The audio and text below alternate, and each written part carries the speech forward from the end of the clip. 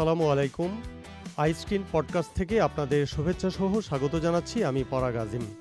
আজকের বিষয় রেল দুর্ঘটনা। এ বিষয়ে কথা বলতে আজ আমার সাথে অতিথি হিসেবে আছেন বাংলাদেশ রেলওয়ের চট্টগ্রাম বিভাগীয় ব্যবস্থাপক মোস্তাফিজুর রহমান ভূঁইয়া। জনাব মোস্তাফিজ, আপনাকে আইস্ক্রিন পডকাস্টে স্বাগতম। আপনার কাছে প্রথম প্রশ্ন, দেশে প্রায়ই দুর্ঘটনার খবর আমরা পাই। ঈদের আগে নীলসাগর এক্সপ্রেস এবং ঈদের দিবাগত রাতেই আরেকটি দুর্ঘটনা হলো কুমিল্লায়, যেখানে অনেক মানুষ হতাহত হয়েছে। এই দুর্ঘটনাগুলো কেন হয়ে থাকে? ধন্যবাদ আপনাকে। রেলে যে দুর্ঘটনাগুলো হয়ে থাকে, এগুলা একটা দুর্ঘটনার একটা স্পেসিফিক কারণ থাকে। জি, আমি স্পেসিফিকলি কুমিল্লার ঘটনার কথাই বলি। এখানে কুমিল্লা বিশ্ব রোডে লেভেল ক্রসিং গেট আছে, যেখানে গেটম্যান দায়িত্বে থাকে এবং একটা ট্রেন ওই লেভেল ক্রসিং এ আসার আগের স্টেশন থেকে তাকে যোগাযোগ করে বলে দেওয়া হয় যে আপনার ওখানে একটা ট্রেন পাস করছে। তখন সেই লেভেল ক্রসিং গেটের গেট ব্যারিয়ারটা ফেলে দেয়, যাতে রোড ভেহিকল রেল লাইনের উপর উঠতে না পারে। গতকালকের ঘটনায় তার আগের পূর্ববর্তী স্টেশন থেকে দায়িত্বরত দুজন গেটম্যান থাকে কুমিল্লা বিশ্ব রোডে। সেখানে তাদেরকে ওভার ফোনে ট্রাই করা হয়েছে কানেক্ট করার জন্য, কিন্তু কানেক্ট করা যায়নি। বেশ কিছুক্ষণ পর তাদের সাথে কানেক্ট করা হলেও ততক্ষণে ট্রেন কিন্তু লেভেল ক্রসিং এ চলে এসেছে এবং রোড ভেহিকল এখানে ঢুকে পড়েছে। তবে এখানে একটা বিষয় লক্ষণীয়, রোড ভেহিকল এখানে একটা ওভারপাস আছে।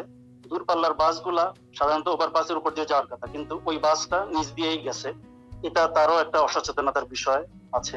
জি। তো এইভাবে বিভিন্ন রকম দুর্ঘটনার বিভিন্ন কারণ থাকতে পারে। আরেকটু আন্তরিকতা ও চেষ্টা থাকলে এই ধরনের দুর্ঘটনাগুলো কি এড়ানো যায় না? এটা আপনি সঠিক কথাই বলেছেন। যে কোনো কাজের পেছনে যদি আন্তরিকতা এবং সচেতনতা কাজ করে, তাহলে সেখানে দুর্ঘটনা কিংবা ফেলিউরের পরিমাণ অনেকটাই কমে যায়।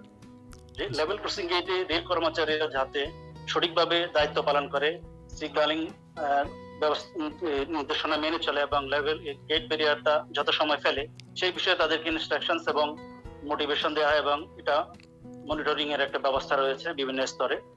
ঠিক তদ্রুপ যারা রোড ভেহিকল থাকে, বাস, ট্রাক কিংবা কার বা অন্য কিছু, তাদের জন্য কিছু নির্দেশনা থাকে রেল লাইন পার হওয়ার ক্ষেত্রে। যেমন তারা দেখে শুনে উভয় দিকে দেখে শুনে পার হবে, কিংবা বোর্ডে নির্দেশনা থাকে, কিংবা লেভেল ক্রসিং এ বেল বাজে সেটা ফলো করবে, কিংবা সিগন্যাল দেখবে।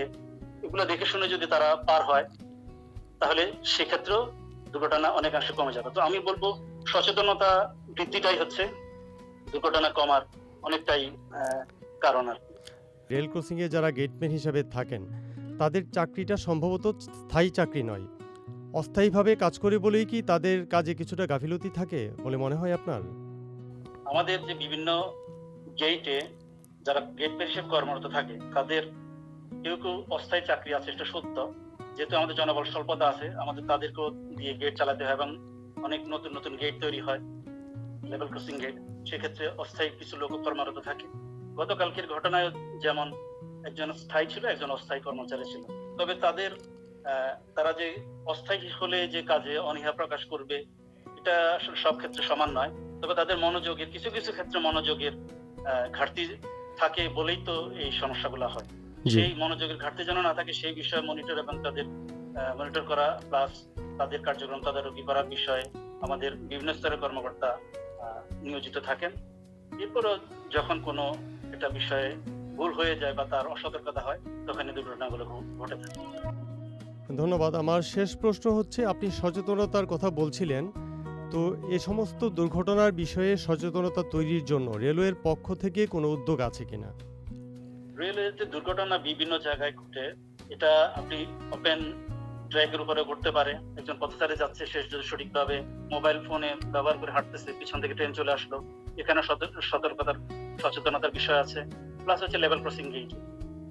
যারা রেল লাইনের উপর এভাবে বসে থাকে কিংবা অবচেতন মনে হাঁটে কিংবা মোবাইল ইউজ করে, সেই বিষয়ে আমাদের বিভিন্ন ধরনের জায়গায় আমরা লিফলেট আমরা বিতরণ করে, যাতে করে এখানে রেল লাইনের উপরে অমনোযোগী কিংবা মোবাইল ব্যবহার করে না হাঁটে, হেডফোন ইউজ না করে, সেটা একটা থাকে।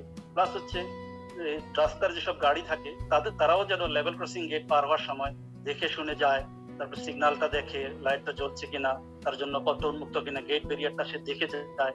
ঠিক আছে, এই জিনিসগুলোর বিষয়ে আমাদের সচেতনতা কার্যক্রম অব্যাহত আছে এবং এই জিনিসগুলো আরো উৎকর্ষ সাধনেরও সুযোগ রয়েছে বলে আমি মনে করি। আর আশা করছি আপনারা এ বিষয়ে আসলে যথাযথ উদ্যোগ নেবেন, কারণ প্রত্যেকটা প্রাণী কিন্তু অনেক মূল্যবান।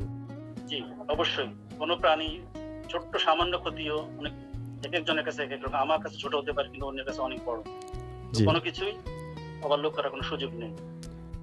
জনাব মোস্তাফিজ, আই স্ক্রিন পডকাস্টে সময় দেওয়ার জন্য আপনাকে অসংখ্য ধন্যবাদ। আপনাকেও ধন্যবাদ।